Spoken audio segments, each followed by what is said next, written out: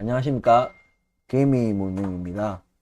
자, 오늘 금요일은 핫이슈, 카테고리입니다. 세부 내용은, 이제, 썸네일에서 보셨다시피, 우리나라 증시 얘기를 해보려고 합니다. 요즘에 밸류업 지수니, 또 금투세니 좀 말이 많은, 그래서, 그리고 미국은 가는데, 우리 한국은 왜 가지 않는가? 기타 등등, 이런 부분에 있어서 좀 얘기를 해보려고 합니다. 시청하시기 전에 구독과 좋아요 부탁드리겠습니다. 자, 우선 말씀드리기 전에 또 우리 이제 하영주님이 또 슈퍼챗으로 또 후원을 또 해주셨습니다. 감사합니다. 정말 몸둘 바를 모르겠습니다. 자, 그리고 이제 수요일 날 영상을 못 올린 부분에 대해서 간단하게 말씀을 드리고 사과도 드리겠습니다. 자, 수요일은 제가 별일 아니에요. 예, 우리 저한테 무슨 일이 있거나, 큰일이 생기거나, 변이 생겼거나, 이렇게 무슨 변을 당했거나, 그런 것은 아니고, 예, 그냥 자녀를 키우고, 육아하고, 교육하고, 하는 과정 속에서 어느 부모들이나 겪는 그런, 고민, 고충, 이런 것들입니다. 그렇다고 우리 자녀, 이게 무슨 일이 생기고 아프거나 이게 뭔가 생긴 게 아니라 우리가 어떤 부모들 간에 어떤 부모든지 다 이제 부모도 다 처음이지 않습니까? 우리가 부모라는 게 처음인데 예행 이게 뭔가 어딘가에서 예행 연습하고 연습을 하고 할 수가 없는 게 부모 아니겠습니까? 바로 이제 실전 아니겠습니까?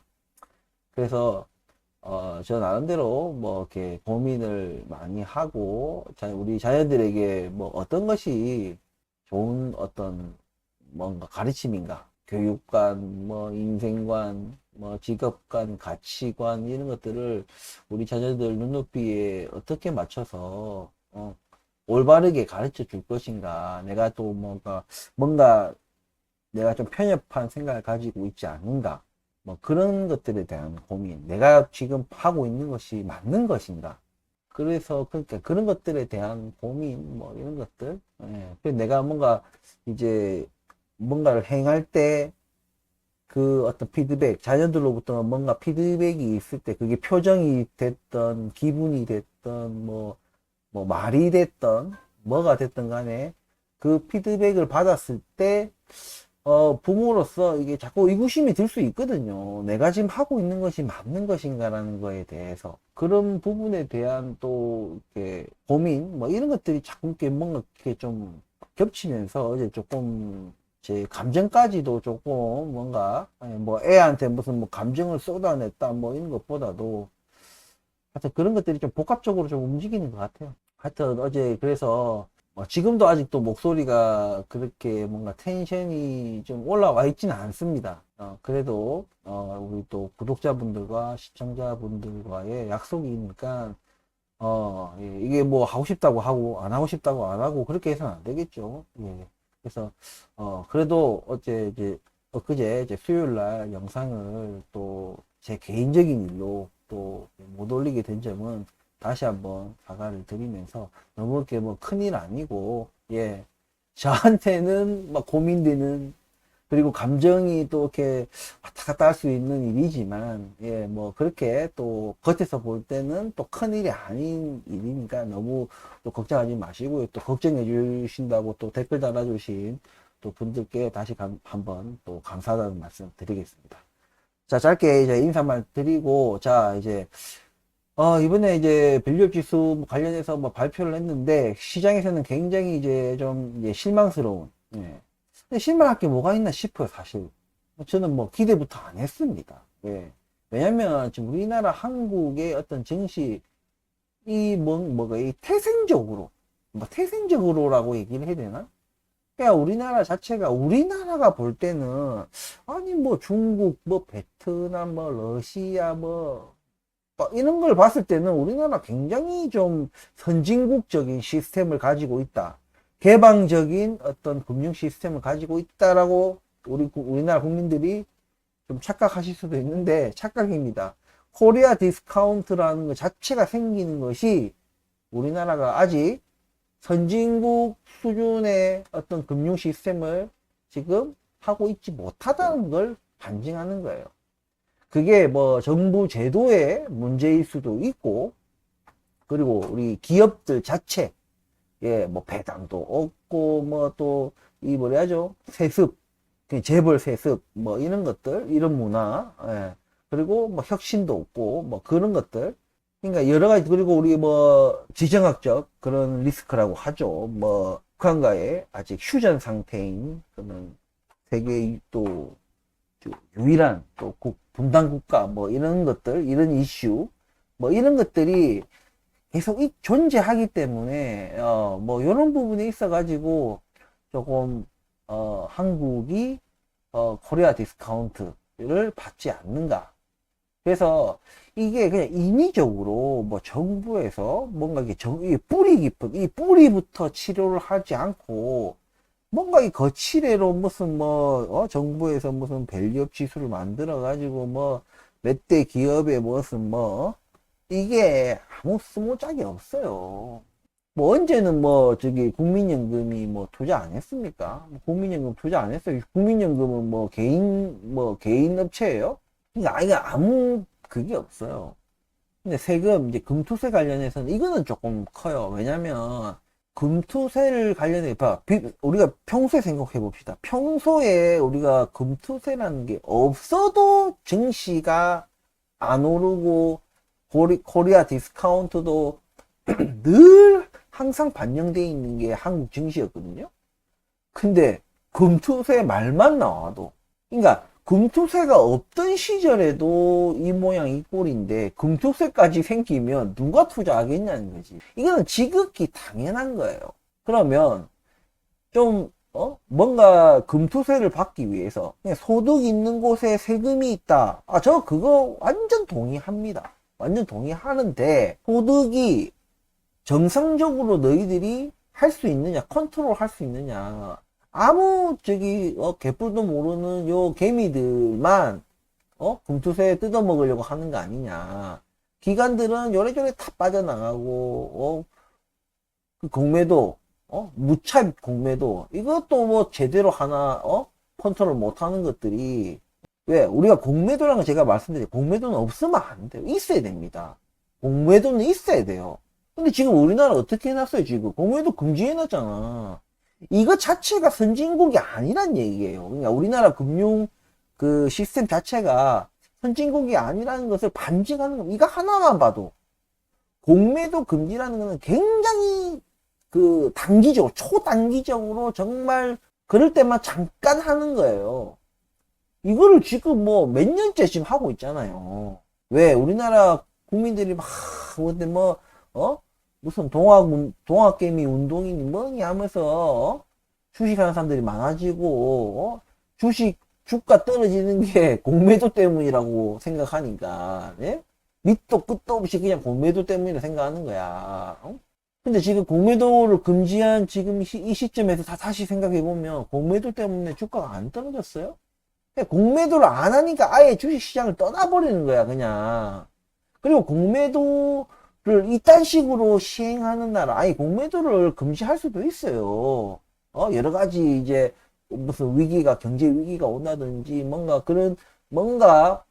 잠시 동안 우리 그 코스피나 이런 게 막 이게 급등락하면은 스킵 브레이크가 걸리듯이 그냥 뭔가 잠시 그런 일시적인 휩쓸림 뭐 이런 것들을 거대한 휩쓸림 이런 것들을 방지하기 위해서 잠시 공매도 금지를 할 수 있습니다. 근데 이거는 잠시가 아니고 이거 무슨 그냥 몇 년째 지금 있잖아요.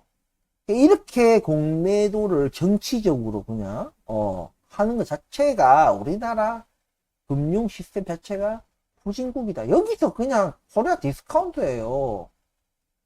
공매도 금지를 했기 때문에 코리아 디스카운트가 아니라 해외에서 우리나라 한국 증시를 바라보는 시각이 이따구로 하고 있는 거예요.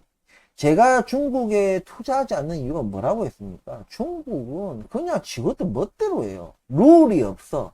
완전 지 멋대로 해, 그냥. 한 번 들어올 때는 네 마음대로 들어와도 나갈 때는 네 마음대로 못 나가. 막 이런 거예요, 그러니까. 그래서 제가 중국에 투자하지 않는 겁니다. 투명도, 개방도 같은 것들이 명확해야 돼. 무슨 얘기인지 아시겠죠? 그러니까 우리나라는 중국만큼은 아니지만, 그렇다고 선진국도 아니야. 중간쯤인 거야. 근데 어쨌든 간에 선진적인 금융 시스템은 아니기 때문에 코리아 디스카운트를 받는 거예요. 근데 그것을 증명한 게 공매도 금지예요. 공매도 금지를 굉장히 오랜 시간 동안 지금 유지하고 있는 것이 우리는 후진국이에요. 우리는 선진국 금융 시스템이 아니에요라는 것을 증명한 셈이 된 거예요. 그런 것들이 적용된다.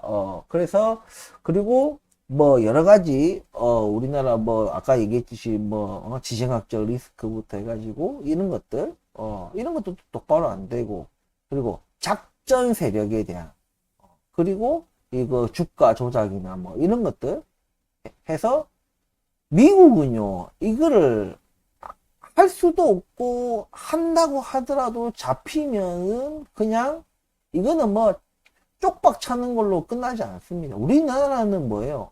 쪽박도 안 차, 뭐 징역도 안 사, 대충 살다 나와. 그것도 증명하기도 굉장히 어려워.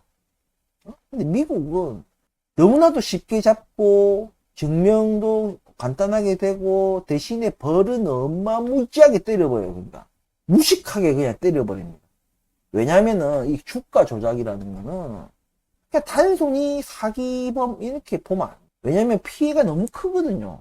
완전 너무 많잖아. 그러니까 그 피해를 입은 개미들 그게 너무나도 많기 때문에 산출하기도 쉽지 않을 정도로 막대한 피해를 입히기 때문에 굉장히 엄벌이 차합니다. 근데 우리나라는 자 그런 면에서도 굉장히 후진국스러운 거예요. 미국 가면은 진짜 조선왕조 500년 때리 맞을 그런 주가 조작도 우리나라에서는 방금사에, 포스타이에, 스리스타이에, 이렇게, 이런 농담입니다. 그냥, 하여튼, 이런 좀, 난다긴다 하는 이런 정관 출신, 이런 애들을 딱 쓰면은, 제가 확 줄어들고, 진짜 실형실 살 것도 그냥 집행유예 뜨고, 이런 전반적인 우리나라 한국의 어떤 풍토라든지 이런 것들이 자체가 이 코리아 디스카운트, 그러니까 이게 밸류업 지수니 뭐니 떠들어 대봐야 이런 뿌리 깊은 이 한국의 이 뭐라죠 반선진국 선진 금융 시스템 요런 것들이 아예 안 되는 거예요. 그러니까 우리가 그런 시각을 봐야 돼. 아무리 내가 살고 있고 내 조국이 한국이지만 우리가 이렇게 차갑게 바라봐야 된다. 내 한국이니까 우리나라가 얼마나 선진국이고 투명하고 이렇게 생각하면 안 돼요. 그래서 공매도 하고 무차익 공매도 이런 거 했다면 바로 그냥 잡히면 그거는 근데 우리나라는 그거를 너무 법적으로 뭔가 다가설 때 그거를 너무 명확히 증명을 해야 되는 게 있어요. 그게 우리나라 또 법의 문제입니다. 그런 것들도 문제다. 그러니까 미국은 뭐예요? 그러니까 배심원단에 그런 게 크지 않습니까? 그래서 배심원단 그게 뭐예요? 국민의 법감정 눈높이에서 때려버리는 거예요. 근데 우리나라는 아주 그냥 대단하신 그 판사님들의 개인적인 어떤 안목으로 모든 것을 판단해버리고 목에 걸면 목걸이, 귀에 걸면 귀걸이, 코에 걸면 코걸이 식의 그런 판결, 그리고 법 해석도 여기서는 협소하게 하고 여기서는 확대 해석하고 지멋대로라. 그런 것을 방지하기 위해서 미국은 배심원단입니다. 웬만하면 배심원단에 맞게 판결을 내립니다. 미국은. 우리나라 배심원단은 그냥 참고만 하고 판사 지 마음대로 하는 거예요. 약간 이게 그러니까 그런 배심원 제도를 도입하고 그 취지나 도입해서 적용하는 그런 것도 우리나라는 선진국스럽지 못하다는 얘기. 이런 것들이 있다. 그래서 우리나라는 뭔가 주가 조작범들한테도 뭔가 관대하고 잡을 생각도 없고 뭐 잡아도 뭐 증명할 능력도 없고 증명해도 뭔가 굉장히 손방망이 처벌밖에 안 받고 차라리 주가 조작하는 게 낫다. 훨씬 더 남는 게 많다. 요래 되는 거예요. 진짜 제일 겁대가리 없는 거는 백도 뭐도 없는 주가 조작범들. 이런 어쨌든 요런 상황들이 우리 한국 증시가 가려고 하는 그런 발목을 딱 잡고 있는 겁니다. 그래서 이런 것들에 대해서 제대로 뭔가 주가 조작범들한테는 일벌백계 패가망신과 동시에 그냥 뭐 정범이든 뭐 공범이든 뭐 단순 참가범이든 뭐든 간에 완전 막 개박살을 내버려야지. 이런 내가 과거에도 얘기했지만 이런 말을 하는 사람들이 있어요. 실형을 뭐 세게 때리고 엄벌에 처한돼 가지고 범죄가 없어지지 않는다. 아니, 범죄가 없어지라고 엄벌에 처하는 게 아니에요. 이게 법학자들이 굉장히 잘못된 생각을 가지고 있는 거예요. 범죄율을 줄이기 위해서 실형을 세게 하고 뭐 엄하게 벌하고 이렇게 하는 게 아닙니다. 범죄율을 줄이는 건 다른 어떤 뭐 문제고, 이 실형을 엄벌을 처해야 되는 그런 범죄들에 대해서는 엄벌을 처해야 하는 게, 그러니까 네가 저지른 죄에 대한 죄값을 받게 하는 거예요. 왜 우리나라는 사기범이나 주가 조작범이나 이런 인간들이 하는 게 더, 전세 사기 치는 게 더 이득이다라고 생각을 하겠냐 이거지. 범죄를 더 저지르는 게 오히려 한국에서는 이득이다. 이거 범죄를 안 저지르는 게 바보다. 일단은 대신에 죄를 지을 때는 과감하게 해서 최대한 이득을 땡겨야 된다. 수백억, 수천억, 땡겨고 나서 잡혀도 그때는 그때 가서 고민할 문제다 이거지. 그러니까 우리나라의 법의 이 문제는 범죄자들이 이런 생각을 가지게 만든다는 얘기예요. 적어도 만약에 실형을 하게 돼 있으면은 이게 조사가 들어가도 수사가 들어가도 이게 딱 느낌이 달라요.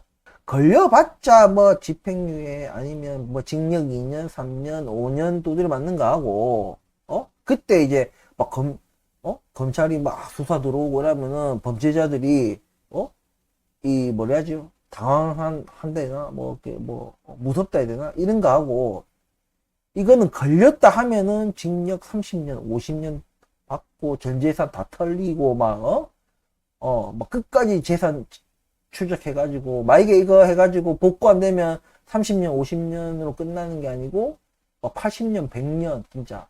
왜냐면 그 죄값이 너무나도 크기 때문에 수사 들어온다는 것만으로도 막 벌벌벌벌 진짜 오줌 질질질 싸는 거야. 그러니까 무서워가지고 머리가 하얘지는 거야.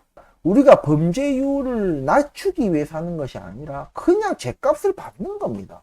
전세 사기범들도 이거 따지고 저거 따지고 무슨 집행유예, 니는 뭐 단순 가담이니까 뭐 어쩌고 저쩌고, 너는 정범이 아니고 종범이니까 니는 징역 1년, 니는 정범인데 초범이고 깊이 반성하고 있고 하니까 니는 징역 2년. 이게 뭐냐 이거지. 피해자들은 지금 엄청난 고통 속에서 자살하고 막 지금 인생이 완전히 자기 평생 쌓아 올린 전세금 다 날리고 지금 망연자실하고 있는데, 그따고 판결을 하고 있는 거예요. 미국 같았으면 어떻게 됐겠어요? 미국 같았으면 그냥 제가 농담처럼 얘기하지만 미국에서는 그냥 딱 사람이 의지를 가지고 상대방을 때리잖아요. 우리나라 보복운전 요즘 이런 거 많지 않습니까? 의지를 가지고 딱 상대방을 의지를 실수가 아니고 막 그냥 팔다리 운동하는데 옆에 지나가는 사람 못 보고 내가 막 팔 휘졌다가 어디 탁 때렸어. 그냥 실수잖아. 응?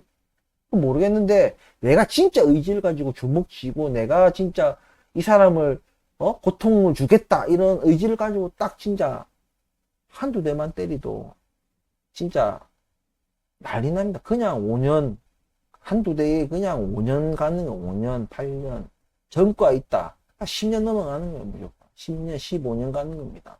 상대방에 대한 뭔가 신체적 어떤 가하고 그리고 뭔가 재산적 피해 뭐 이런 것들 하면은 미국에서는 그냥 개박살 나요 진짜.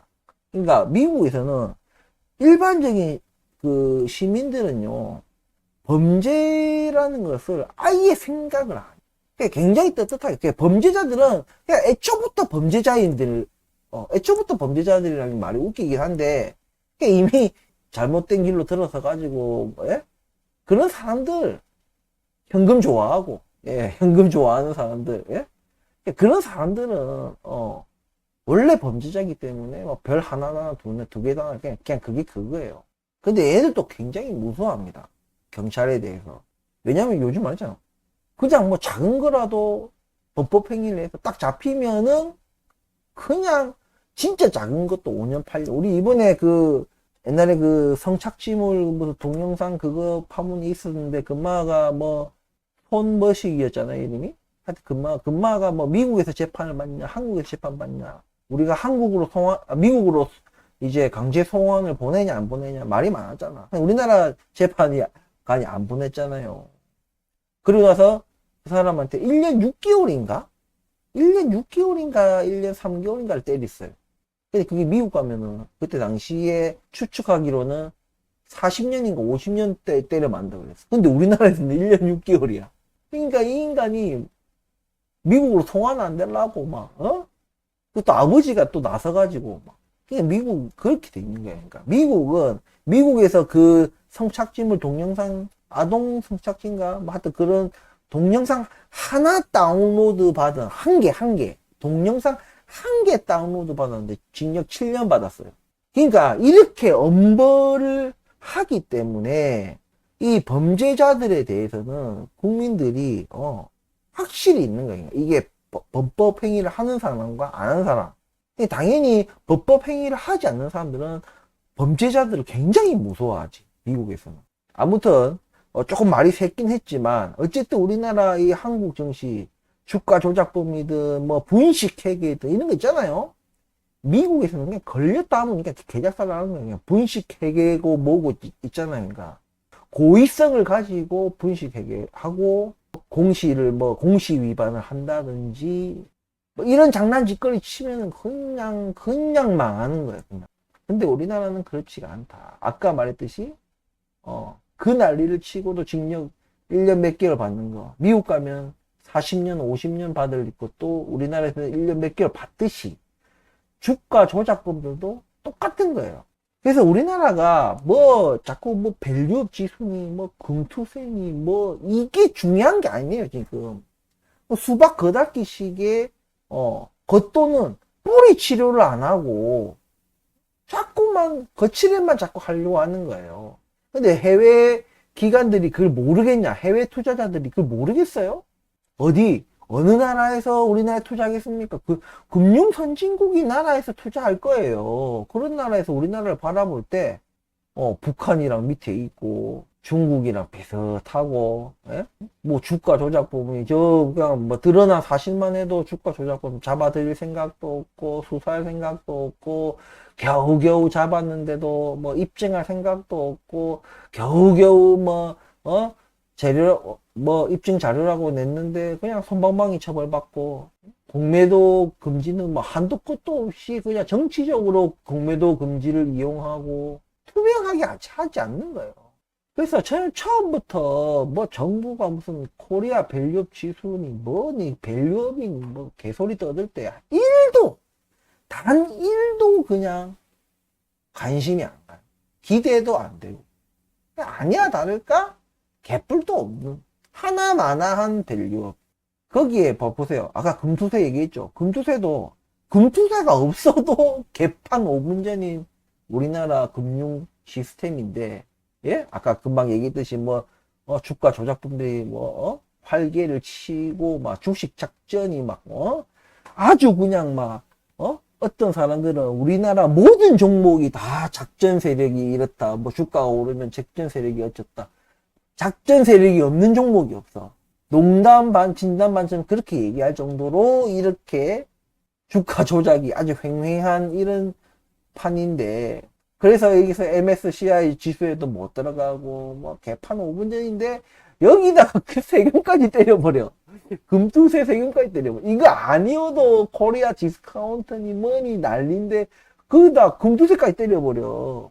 이거는 굉장히 잘못된 거지. 미국같이 딱 선진적인 금융 시스템을 만들어 놓고 주가 조작법들은 개 잡듯이 잡고, 이렇게 뭔가 투명하고 진짜 건전하게 만들어 놓은 그런 상황에서 금융 투자에 대한 소득이 발생하면 그 소득에서 뭐 얼마 공제하고 1년에 얼마 공제하고 얼마 미국이 지금 그렇잖아요. 예? 미국이 1년에 뭐 250만 원인가 공제하고 그 이후부터는 20%인가 뭐 22%인가 뭐 세금을 때리지 않습니까? 이득 본 거에 대해서. 그러니까 이익 실현한 거에 대해서 공제하고, 그렇게 한다 이겁니다. 근데 우리나라는 지금도 개판 5분 전인데, 여기다가 세금까지 때려버리고, 주식 막, 한국 정신은 망하는 거지. 왜냐면, 그냥 한국 주식에 투자할수록 손해니까, 아무것도 안 해도 그게 세금으로 다 나가버리는 거야. 이럴 확률은 높고, 벌어도 세금으로 다 내고, 누가 투자하겠어? 거기다가 온갖 주가 조작법들이 활개치고, 개파치고, 잡을 생각도 없고, 한국 정부는 잡을 생각도 없고, 잡을 능력도 없고, 수사할 생각도 없고, 입증할 생각도 없고, 재판도 똑바로 뭐 할 생각도 없고, 한국에서, 이 주가 조작법이들이든 전세 사기범들이든 뭐든 간에, 범죄자들이 훨씬 징역살이보다 내가 이 죄로 인해 만약의 경우에 내가 징역을 살더라도 그러니까 살아봐야 뭐 3년 진짜 많이 살아도 5년인데 내가 이득이 만약에 200억이다 500억이다 해볼만 하지. 5년 징역살이에 500억 괜찮다. 있다고 생각을 가지게 만드는 범죄자들로 하여금 있다고 주가 조작범 전세 사기범들로 하여금 있다고 생각 가지게 만드는 저는 그냥 단순 이것만 했어요. 너는 집행유예. 이런 나라에서 뭐가 되겠어요, 이런 것부터 기대를 하면 안 돼. 아시겠죠? 제가 이 부분에 대해서 너무 답답한 거예요. 밸류업이니 뭐니 이런 거 할 때가 아니에요. 공매도 금지 이런 거 하면 안 됩니다. 그러니까 이 무차입 공매도 뭐 기울어지는 운동장 다 집어치우고 무차입 공매도만 없애버리면 돼요. 그것만 못하게 하면 됩니다. 금융감독원이라는 게 뭐 왜 있어요, 그게. 그걸 감독해라고 있는 거예요. 그걸 감독해라고. 일이 일어나고 나서 뭘 해라는 게 아니라, 이상하게 뭐가 하고 있으면은, 모니터링 하고 있으면 그거를 잡아내야 되는 거예요. 내가 근데 그것만 해서는 잡아내기 힘들다 하면 잘 잡아낼 수 있는 시스템을 만들라는 얘기예요. 미국처럼. 미국은 무슨 눈가리가 무슨 미국 금융감독원에 너희 눈가리는 무슨 이게 소머즈입니까? 600만 불 사나이에 눈을 가졌어요? 전지전능한 신의 능력을 가졌습니까? 걔들 딱 그런 시스템을 갖춰 놓으니까 그런 거예요. 그러니까 지금 우리나라는 밸류업이니 금투세니 다 집어쳐야 돼. 이거 하면 안 돼요, 인가. 제일 먼저 해야 될 것은 선진화된 금융 시스템, 투명성과 그런 개방성, 이것을 굉장히 수준 높게 유지할 수 있는 시스템을 갖춰야 된다. 이거부터 해야 돼요. 이거부터. 주가 조작범들이 활개를 못 치는 그런 금융 시스템. 그리고 대주주들이나 이런 애들이 물적 분할이니 인적 분할이니 이런 저그들 입맛대로 뭔가 할 수 없는 그런 시스템. 그리고 배당이나 이런 게 쓰레기잖아, 우리나라. 배당 시스템이나 이런 거. 아니, 주식 투자라는 게 내가 그 회사의 지분을 가짐으로 인해서 그런 건데, 회사 돈 번 거에 대해서 절대 주주들과 공유하지 않는다. 이게 선진화된 금융 시스템이냐, 이거지. 근데 그마저도 찔끔 나눠주는 거야, 찔끔. 이런 것부터 먼저 똑바로 해라는 얘기야.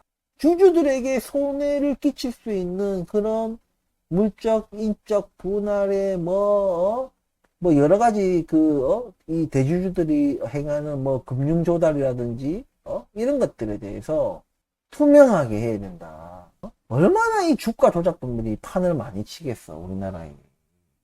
적당히 개방되어 있으면서도 적당히 정말 최적의 모기들이 창궐하는 정말 왕성하고 힘도 세고 하는 그 적당한 온도가 있듯이 우리나라가 딱 그 전세 사기범들, 그냥 사기범들, 뭐 주가 조작 사기범들 이런 인간들이 활개치기 딱 좋은 진짜 딱 좋은 그런 딱 나라라니까. 이런 것부터 바로잡을 생각을 해야지. 썩어 빠진 이런 기둥위에 밸류업이니 뭐 금투세니 그런 거 얹어봐야 우르르 무너지기밖에 더 하겠냐 이거지. 아무튼 답답한 우리나라 꼬라지를 보니 참 많이 답답합니다. 진짜 답답게 뭐 뭔가 화병이 나고 막 정신질환이 올 정도의 그냥 안 보는 게 차라리 그냥 안 보는 삽니다. 진짜 그냥 안 볼랍니다. 그 정도로 스트레스밖에 안 받아요. 하는 짓거리 보면은 참 수준이 낮아. 아, 정말 이게 우리나라 정부라는 곳에서 나오는 아이디어인가 싶을 정도로 정말 등신 쪼다 같은, 뭐 초등학생들이 무슨 하는 것 같은, 정말 수준 낮은, 고작 그걸 떠들어대는, 결국에서 떠들어대다가 결국 꺼내는 그런 아이디어들이 정말 형편없고, 정말 생각 없이, 그래서 우리나라 한국 정치에 하는 말들이 장기 투자하면 안 된다. 이런 말. 안 그래도 장기 투자 안 하려는데, 주가 조작분들 때문에 다 안 하려는 거예요. 예, 왜냐면 주가가 이게 투명하게 개방적으로 가는 게 아니라, 그 지멋대로 가는 거야. 지멋대로 그냥. 주가 조작범들 마음 내키는 대로 가는 거예요. 대주주들 마음 내키는 대로 가는 거야. 여기서 먹으려면 그 주가 조작범들이나 그런 대주주의 의중을 알아야 되는 거야. 실제적으로 이 회사가 돈을 벌고 미래가 있고 무슨 기술이 있고 없고 뭐 어떤 그런 것들을 따지는 것이 아니라 그냥 사람의 마음속을 읽어야 되는 굉장히 고난이도의 투자를 해야 되는 게 우리나라 한국 증시의 지금 현실이다. 저는 이렇게 생각을 하거든요. 아무튼 당분간은 지금 하는 꼬라지들 보면은 그냥 당분간도 향후 내가 봐도 향후 한 10년 이상은 그냥 우리나라도 아직 멀었다. 그러니까 저 최소 MSCI 지수에 제대로 딱 뭐 되는지 모르겠지만 어쨌든 공매도 금지 이런 것부터 해가지고 기본적인 선진화된 금융 시스템 그냥 그것조차도 수박 거닥기지만 이런 것들부터 제대로 하려면 최소 내가 봤을 때 10년 안에는 힘들지 않을까 이렇게 생각을 합니다. 아무튼 요즘 우리 미국 증시는 날이면 날마다 뭔가 좀 다른 것 같은데 뭔가 우리나라 증시는 전혀 힘을 못 쓰고 있는 지금 이런 현실. 그거는 뿌리부터가 썩어 빠진 한국의 금융 시스템 문제다. 이거는 인위적으로 인공적으로 그냥 뭐 밸류업 지수니 뭐니 떠들어 대봐야 아무 변화는 없다. 오히려 그나마 그래도 주가 조작범들이라도 활개나 쳤지. 어설프게 이거 뭐 금투세 막 들이붓고 하면은 주가 조작범들도 떠나버려. 아무튼 이 부분에 대한 하여튼 저의 결론은 노답이다. 예, 한국 증시는 노답이다. 그래서 뭐 주식하면 안 해야 돼? 한국 주식 안 사야 돼? 뭐 그런 얘기는 아니죠. 하지만 분명히 우리 한국 기업들 중에서 기업 가치가 굉장히 좋은 그런 기업들조차도 이런 썩어 빠진 금융 시스템 속에서는 가치를 인정 못 받는 거예요. 그게 코리아 디스카운트입니다. 그걸 감안하고 우리는 투자를 해야 되는 거예요. 그래서 이런 부분에 있어 가지고 여러분들이 각자마다 뭐 또 금투세 관련해서도 생각이 다 다를 수 있고 또 코리아 밸류업 지수를 바라보는 또 관점도 다를 수 있습니다.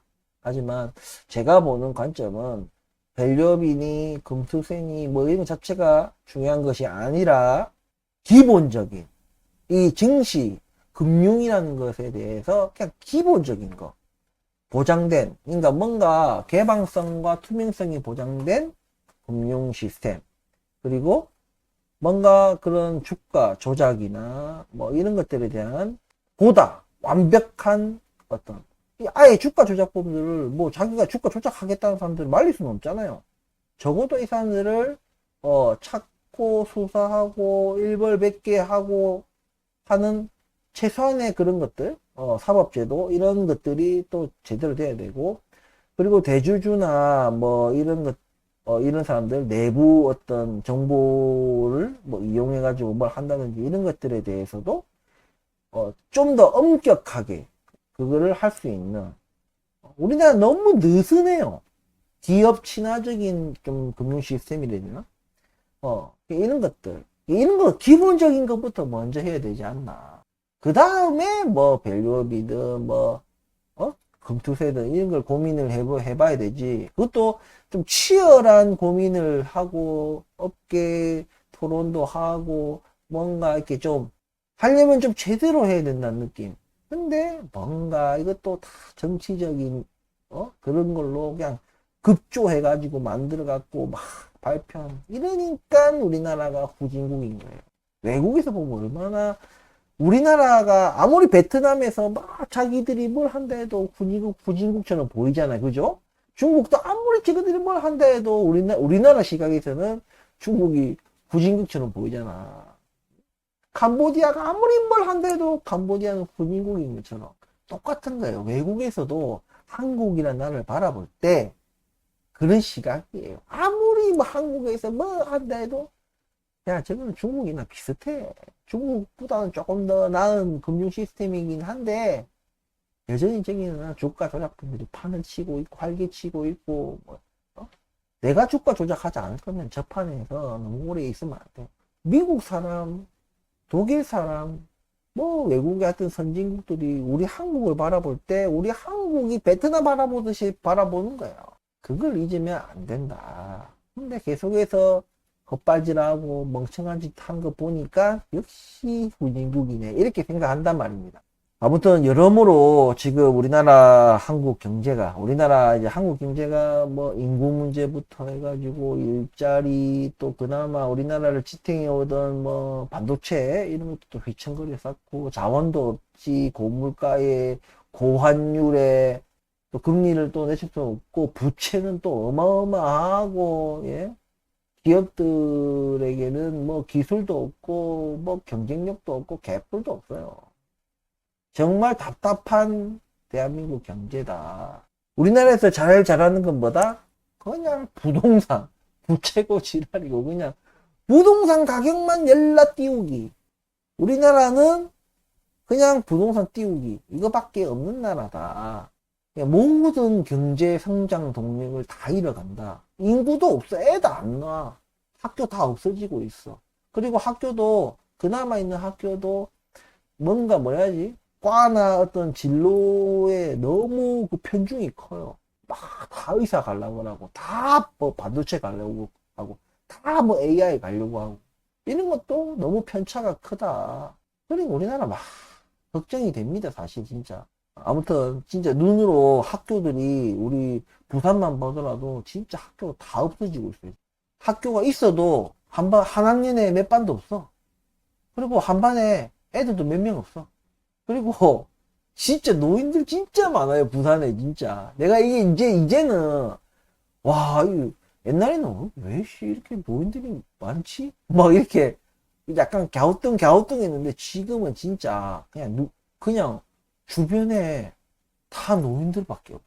신기할 정도로 진짜 노인들이 많아. 아무튼 오늘 제가 뭐 넋두리처럼 예, 우리나라 코리아 디스카운트 한국 증시의 이 코리아 디스카운트니 뭐 이런 거에 대해서 조금 제 생각을 얘기해 봤는데 그래도 우리가 희망이라는 것을 안고 살아야 되지 않겠습니까?